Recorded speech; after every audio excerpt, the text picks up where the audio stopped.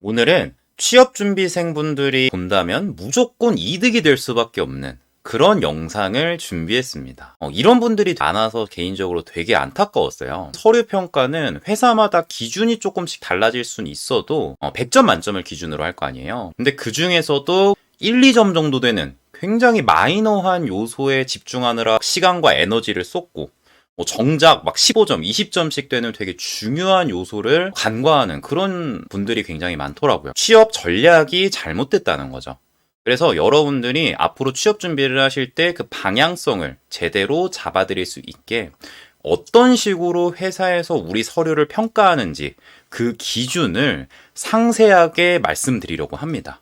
당연히 회사나 기관마다 평가 항목이라든지 점수 같은 거는 조금씩 다 다를 수가 있어요. 하지만 핵심은 그냥 맨땅에 헤딩하는 것보다 여러분들만의 점수를 한 번이라도 환산을 해본 거랑 안 해본 거는 엄청난 차이를 만들겠죠.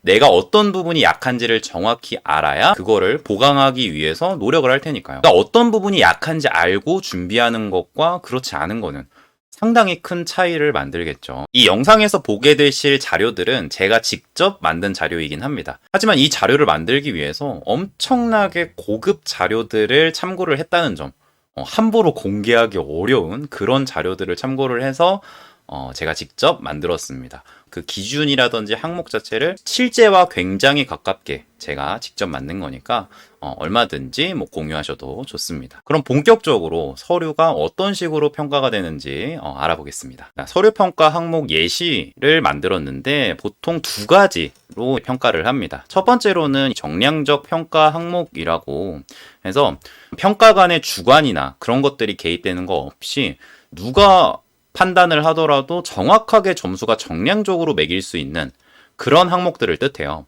그래서 여기에는 학력 그리고 영어 점수 그런 것들 대외 활동과 관련된 내용들이 정량적 평가 항목에 포함이 됩니다.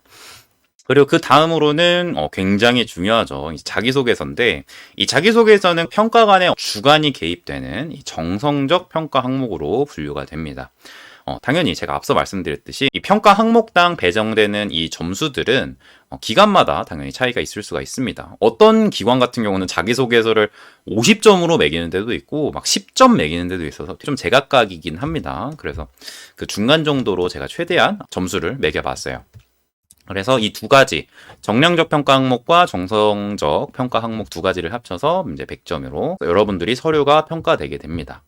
제가 만든 기준이긴 하지만 이렇게 어느 정도 내가 100점 만점에 몇 점 정도이다 이거를 알고 그리고 내가 어떤 부분이 부족하구나를 정확하게 정량화해서 여러분들이 인지하고 있으면은 앞으로 취업 전략을 짤 때 굉장히 많은 도움이 되겠죠. 그래서 이제 하나씩 평가 항목이 어떻게 채점이 되는지 자세하게 한번 봐볼게요. 첫 번째로 학력사항입니다. 여기에는 세부적으로 학교와 학점으로 나뉘는데 첫 번째로 학교는 아직까지는 이제 블라인드 채용 기간이 아닌 이상 학교별로 등급을 매겨서 점수를 주게 됩니다. 좀 안타까운 현실인데 어쨌든 소위 말하는 스카이 이런 높은 학교들이 있죠. 그렇게 급을 나눠서 점수를 10점 만점으로 매기게 됩니다. 그리고 학점도 한 15점 정도로 해서 4.0 이상이 만점이라고 적어놨는데 이거는 문과 계열이냐 이과 계열이냐에 따라서 만점 기준이 조금 달라질 수가 있어요. 4.2 이상, 4.3 이상 이런 경우도 있고 4.0 이상 이런 데도 있고. 그리고 또 하나 되게 특이한 거는 특히 간호사분들 병원 취업할 때 많이 적용이 되는 부분인데 학점 절대적인 학점이 아니라 석차 100분위 기준으로 잡는 것도 제법 많습니다. 그러니까 내가 우리 과에서 몇 등 정도 되는지를 정확히 100분위로 해서 이걸 등급을 매긴다는 거죠. 그런 경우에는 상위 10%, 20% 이런 식으로 해서 점수가 반영이 됩니다. 학교 나누는 이 기준들은 제가 여기 아래다가 정리를 해놨습니다. 그래서 보통 일반직 같은 경우는 이런 식으로 5단계로 나뉘고요. 간호직의 경우에는 이 대학교 나누는 기준이 조금은 달라요. 그래서 상위는 이렇게 해서 본인의 학교가 어디 정도 위치가 되는지를 한번 찾아보시고 이제 점수를 매겨보시기 바랍니다. 이 등급을 나누는 거는 통상적으로 많이 쓰는 등급을 넣어놓긴 했지만 이것도 병원에 따라서 조금 달라질 수는 있다는 점 참고해 주시기 바랍니다. 다음으로는 이제 어학 능력, 토익이나 토스, 그리고 오픽. 요즘에는 이 세 가지 중에 점수 하나만 있으면 되는 경우가 많죠. 그래서 통상적으로 많이 쓰는 점수 기준은 이제 아래 표와 같습니다. 토익 점수를 950, 900 이상 만드시려고 굉장히 많이 노력을 하시는데 이건 그냥 여담이긴 하나 사실 아무나 이렇게 900 이상을 뚝딱 만들기는 어렵죠.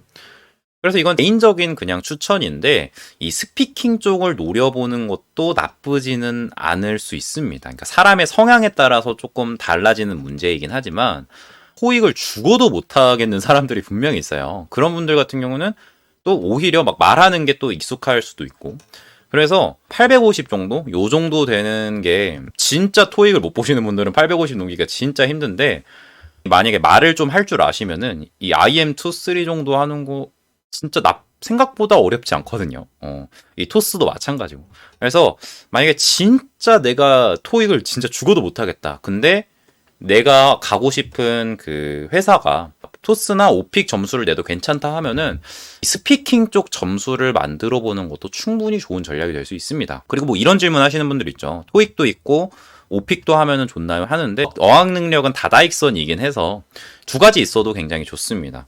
그리고 제2외국어 같은 거 있죠. 뭐 중국어라든지 일본어, 제2외국어가 있는 경우는 추가 가산점이 부여되는 경우가 많습니다. 그리고 다음으로는 이제 자격증이랑 대외활동 부분인데 자격증 같은 경우는 직종 관련된 자격증들이 당연히 서류에서 좋은 평가를 받겠죠. 근데 자격증 같은 경우는 또 엄청나게 많다고 해서 그게 다 점수로 환산되는 것도 아니고 전체에서 그냥 한 10%, 그러니까 10점 정도로 돼서 최상위 자격증은 최대 2개까지만 반영이 되고 직종 관련 다른 자격증은 최대 1개 뭐 이런 식으로 반영이 됩니다. 그래서 여기에 보통 이런 기준이 있는 경우가 많아요. 최대 10점까지만. 뭐 예를 들어서 저 자격증 100개 있다고 100개 다 반영이 되면 안 될 거 아니에요. 그래서 최대 10점까지만 인정이 된다. 다음으로 대외 활동인데 대외 활동도 10점 만점 정도로 따진다면 뭐 공모전에서 수상했다 하면은 4점. 아르바이트나 봉사활동 막 이런 것들을 직종 관련돼서 경험이 있다 하면 3점. 관련 분야 활동이 그 기간 자체가 되게 길다 하면은 또 3점 해서 총 10점 만점으로 점수를 받을 수가 있습니다. 그래서 여기 자격증, 뭐 최상위, 뭐 이런 자격증 예시는 이제 일반직 같은 경우는 기사, 기능사 이런 것들이 이제 최상위 자격증이 되겠고 직종 관련돼서 그리고 그 아래 기사나 기능사 제외한 이제 국가공인 자격 시험이 중간 정도 자격증이 되고요. 그거랑 상관없는데 국가공인 자격 시험이 비관련 자격증이 됩니다. 이제 간호직 같은 경우는 일반직이랑 조금 다르죠. 이제 직종 관련 최상위 자격증이라고 하면은 ACLS나 이제 칼스 이런 자격증이 되겠고 이제 중간 정도에 해당하는 건 이제 BLS 많이 따시죠. 그리고 직종 비관련 자격증의 대표적인 거는 컴퓨터 관련된 자격증들 있죠. 있으면은 이렇게 가점을 받을 수가 있다. 다음으로는 이제 경력 사항인데 경력이 있으신 분들은 서류상 가점을 받을 수가 있다. 요 정도를 알고 계시면 좋을 것 같아요. 보통 뭐 이런 식으로 기준을 매길 수가 있습니다. 인턴도 마찬가지고 뭐 정규나 계약직으로 1년 이상 한 경우에는 이제 가점을 받게 돼요. 경력 개수에 따라서도 이렇게 될 수도 있고 아니면 기간의 합으로 이렇게 기준을 매길 수도 있어요. 그래서 뭐 요 정도로 반영이 될 수가 있다. 또 다음으로 정말 중요한 자기소개서를 평가하는 항목인데 이 내용만 아시더라도 자기소개서를 준비하시기가 굉장히 편하실 거예요. 자기소개서는 평가관이 평가를 하긴 하지만 어느 정도 가이드가 당연히 있겠죠. 채점을 할 수 있는 가이드가 있고 그것도 이제 기간마다 당연히 다르긴 하겠지만 보통 이 정도로 평가 지표가 주어집니다. 당연히 내가 지원하고자 하는 회사의 특성이랑 환경이랑 이해를 해야 되겠고 그리고 무조건 회사에 대한 칭찬만 있는 게 아니라 본인의 이제 강점이랑 같이 연결지어서 얘기해 주는 게 되게 중요하겠죠.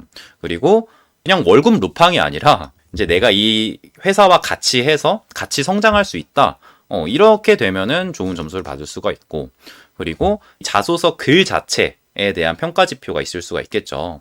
그냥 단순히 내가 뭐 이것도 잘하고 저것도 잘하고 이것도 잘하고 이렇게 주장만 담겨 있는 자소서보다는 적절한 강점과 그에 뒷받침되는 근거가 적절히 설명되어 있는 것도 중요한 평가 지표로 작용할 수가 있습니다. 그래서 30점 만점이라고 했을 때 보통 5단계로 평가가 돼요. 그래서 매우 우수라고 하면은 평가 지표를 모두 만족한 그런 자소서. 뭐 글도 잘 쓰고 기관에 대한 이해 그리고 본인에 대한 강점 막 이런 것들을 잘 표현하면 매우 우수가 되고 그 중에서 3개면 우수, 그 중에서 2개면 보통, 그 중에서 1개면 이제 미흡, 그리고 모든 평가 지표가 다 반영이 된 자소서가 아니라면 이제 매우 미흡으로 최하점을 받게 돼요. 근데 여기서 또 되게 중요한 부분이 있는데 이런 평가 지표를 제외하고 최하점을 받을 수 있는 주의사항들이 있습니다.